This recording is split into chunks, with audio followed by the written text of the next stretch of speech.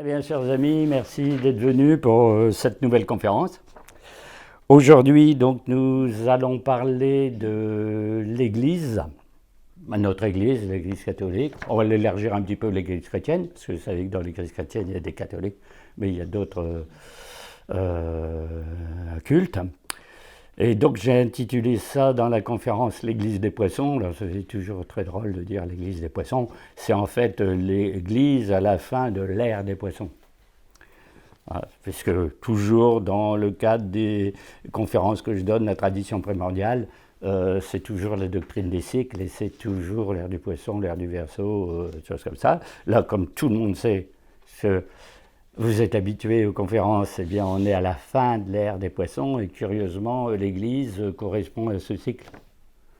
Alors, elle devrait disparaître avec le cycle en question. Bon, voilà pourquoi j'ai appelé comme ça. Alors dedans, on va rappeler un peu ce que c'est que ce cycle et pourquoi les poissons, pourquoi il y a ce cycle des poissons, en quoi ça concerne l'Église, qui est un cycle des poissons, et pas autre chose.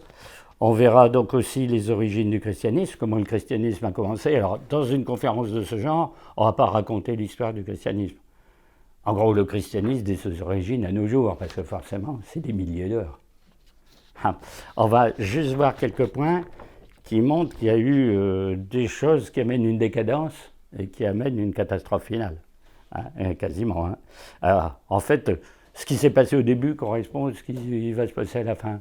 Alors, c'est pour ça qu'il y a quelque chose sur les origines, quelque chose sur la fin. Alors, il y a un petit peu de l'entre-deux. Dans l'entre-deux, le Moyen-Âge, la Renaissance, il s'est passé quelque chose. Donc, on fera un bilan très rapide de l'histoire de l'Église dans l'entre-deux. Donc c'est une histoire très mouvementée, l'histoire de l'Église, il faut bien le dire, comme l'Occident en général. On verra quelles sont les raisons, les causes de la contestation de l'Église. En gros, qu'est-ce que les ennemis de l'Église ont contre elle, et pourquoi est-ce qu'ils l'affaiblit considérablement. On se bagarre tant qu'elle peut. Elle est toujours debout. C'est qu'elle s'est relativement bagarrée efficacement.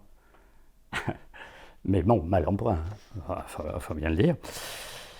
Et puis donc on verra après l'Église d'aujourd'hui, c'est-à-dire en gros depuis le fameux concile de Vatican II et jusqu'à maintenant. Alors dedans vous avez des choses un